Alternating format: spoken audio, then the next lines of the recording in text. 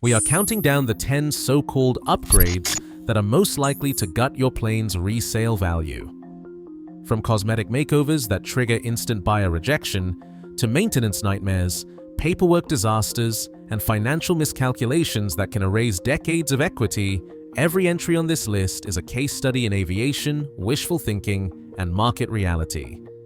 Some of these mistakes are easy to laugh at. Others can ground your asset or wipe out tens of thousands of dollars overnight. Which misstep tops the pile as the ultimate value destroyer? Let us begin with number 10. Number 10 is the classic personal paint job, the visual equivalent of spray painting your phone case and wondering why nobody wants to borrow it. Owners spend $20,000 on flames, metallic purple, racing stripes, or even a mural of their dog on the tail. Many owners think it is unique. It is me. It will stand out on the ramp. The market response is harsher. A buyer will say, "It stands out all right. I will need $20,000 off your asking price to strip it and repaint it white." That is the math. Professional strip and paint on a certified single runs $15,000 to $25,000 at a reputable shop. Buyers see bright colors or heavy personalization and instantly assume the repaint is non-negotiable. Neutral schemes, mostly white with a basic stripe, are the default for a reason. They age well, stay cooler in the sun, and appeal to the widest buyer pool. A custom scheme narrows your audience to people with your exact taste, which statistically is you. The result is every dollar you spend on wild paint comes back as a buyer discount. You pay twice, once for the art, once for the market correction. Household carpet, auto upholstery, and bargain foam padding might sound like a clever way to freshen up a tired cabin. But the moment a buyer steps inside and catches a whiff of glue or musty carpet, the red flag goes up. In certified aircraft, every interior material, carpet, foam, and even headliner adhesive must carry an FAA burn certificate under 14 CFR 23.853. No certificate, no compliance. That shag rug from the discount store is not just ugly, it is illegal. Buyers know that if you skip the burn certificates, you might have skipped corners elsewhere. The logic is simple. If you cheaped out on the carpet, what did you do to the cylinder bolts? Professional interior refurbs run $8,000 to $20,000. The market assumes the worst and bakes in a $12,000 discount for a complete legal interior. And if the paperwork is not there, the airplane is not technically airworthy. Suddenly, you'll do it yourself. Savings have become a trust problem and a legal one. The buyer's revenge starts with a deep breath and ends with a lower offer. Speed mods once promised an easy 10 knots, winglets, fairings, or flush canopies from companies that no longer answer the phone. The problem is not the paperwork. The problem is what happens when a hangar rash dents that custom wingtip or a bird strike cracks your Orphan cowling. The original STC, a supplemental type certificate, might still be legal, but there is no one left to sell you a replacement. In the certified world, you cannot just bolt on a homemade part. You are calling a DER, a designated engineering representative, for custom fabrication, and the shop quotes start at $8,000 and climb to $20,000 or more. The airplane sits, grounded for months, while you wait for engineering sign-off and a one-off part. Buyers see a fast plane with parts they cannot replace, and they immediately factor in the cost to fabricate or revert to stock, usually the higher number. That deduction is instant. It is brutal. A Cessna owner with an Orphan speed canopy faced a $20,000 fabrication bill after hail damage. His airplane sat grounded for half the year. Brokers warn that a project plane with Orphan mods sits on the market twice as long and sells for 10 to 25% less than a comparable stock example. A fast plane grounded for parts is a slow plane. Buyers do not pay for speed they cannot fix. A mishmash of avionics is the fastest way to turn a cockpit into a liability. Buyers spot a Garmin GPS wedged next to an Avidyne transponder with a King radio squeezed below and an iPad mount hardwired to the ship's power. On the surface, it looks like someone tried to keep up with technology, one box at a time. Underneath it is a rat's nest, 20 years of spliced wiring, abandoned connectors, mystery breakers, and unlabeled circuit mods. No two units talk to each other. The shop that installed the last gadget is long gone, and nobody wants to touch what is behind the panel. For a buyer, every mixed brand panel is a guaranteed trip to the avionics shop. The standard quote is 20 to 60 hours of labor to trace, label, and re-loom the wiring at $120 to $180 an hour. That is $3,000 to $10,000 before a single new unit goes in. Most buyers simply deduct $10,000 from the asking price, assuming they will have to rip out and rebuild the panel from scratch. The market wants a unified suite, one brand, one logic, one set of manuals. Anything less is a maintenance nightmare and a trust problem. In the certified world, Frankenstein panels are a deal killer. Every flight touches avionics, every buyer does the math. An engine overhaul is supposed to restore value, not erase it. But when the logs say field overhaul or the invoice lists a name nobody recognizes, the market slams the brakes. Buyers see a barn job, an engine rebuilt by Buddy Bob with no shop stamp, no teardown photos, and no traceability. Maybe you saved $5,000 by skipping the big name shop. The reality is, the next buyer treats that engine as run out, no matter how fresh the gaskets look. The appraiser's spreadsheet is ruthless. A Pen Yan or Lycon overhaul can recover nearly full value if the hours are low and the paperwork is tight. A field job, however, leads buyers to deduct $10,000 to $20,000. Pricing in a full factory or reputable shop overhaul the moment they see an unknown signature in the logs. You saved $5,000 up front, but lost $15,000 in resale. The logic is simple. If the overhaul cannot be traced to a respected name, the risk falls on the next owner. Most buyers would rather pay for an engine with 500 hours left from a known shop than gamble on a zero-time field job. In the end, a cheap overhaul today is a $15,000 penalty tomorrow. The market never trusts a mystery engine. Owners chasing every ounce of performance often start yanking out rear seats, vacuum systems, and soundproofing.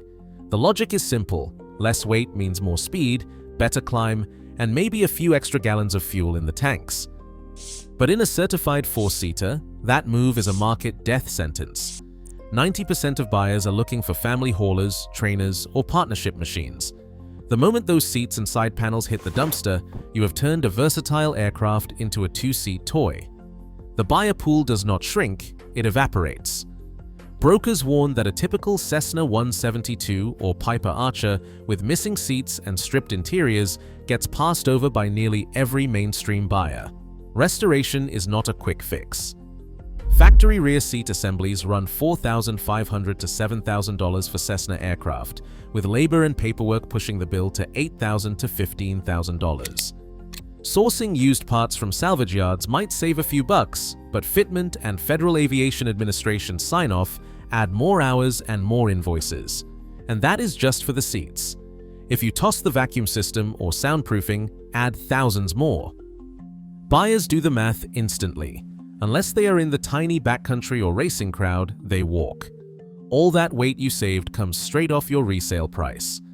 In the certified world, deleting utility deletes value. You have customized the plane for an audience of one, yourself. Nostalgia drives the value of classic tail draggers. The Cessna 170, early 180, and Stinsons all have a dedicated following. Buyers who want the real thing, not a compromise. Installing a nose wheel conversion kit on a certified tail dragger means cutting into the very DNA that makes the airplane desirable. The kit alone runs between $15,000 and $30,000, depending on the model and shop labor. Add in the downtime, the paperwork, and the repaint around the new gear, and you are easily staring at a $20,000 bill, sometimes much more. But the real price comes at resale. That conversion does not just fail to add value, it wipes out the collector premium. Stock tail draggers are appreciating assets, with buyers willing to pay for originality. The moment a nose wheel is bolted on, the market sees a commodity trainer, not a heritage classic. The buyers who would have paid a premium walk away. The rest line up your converted 170 against every tricycle 172 or 175 on the market and offer the same money or less, because now you have a non-standard airframe with unique maintenance and insurance headaches. The result is stark. You spent $20,000 to make your plane worth $20,000 less than a comparable original. The collector market is gone, and with it any hope of recovering your investment. In the certified world, originality is not just a buzzword, it is the entire resale game. Automotive engine conversions promise modern power and cheaper parts, but in a certified airframe, they are a resale death sentence. The Porsche Mooney disaster is textbook.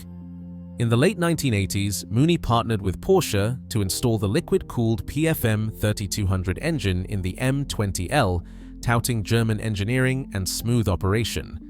Buyers lined up until Porsche pulled support in the 1990s. Suddenly, owners faced sky-high maintenance costs, no parts pipeline, and a shrinking pool of mechanics willing to touch the airplane. Most PFM Mooneys were eventually gutted and re-engined with Lycomings at a cost of $40,000 or more. Even today, a Mooney with a surviving Porsche engine is nearly impossible to sell. Brokers advise buyers to budget the full reversion cost into any offer.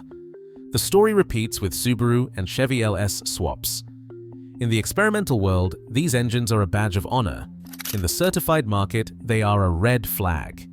Every A and P mechanic knows the risk. Custom mounts, non-certified wiring, cooling systems that do not match the original type certificate. When annual inspection comes due, most mechanics refuse to sign off, citing liability and lack of approved data. The owner is left scrambling for a specialty shop if one can be found at all. Insurance underwriters and lenders often will not go near these planes. For the next buyer, the math is brutal. $35,000 to $50,000 for a certified Lycoming or Continental, plus labor, plus paperwork. The standard deduction is $40,000 if the buyer does not just walk away. Every auto engine swap in a certified airframe is a marriage to a one-off machine. You become the test pilot, the mechanic, and the parts department. The next owner does not want that job. In the certified world, automotive conversions do not just shrink your buyer pool, they turn your plane into a permanent project. The market's verdict is simple.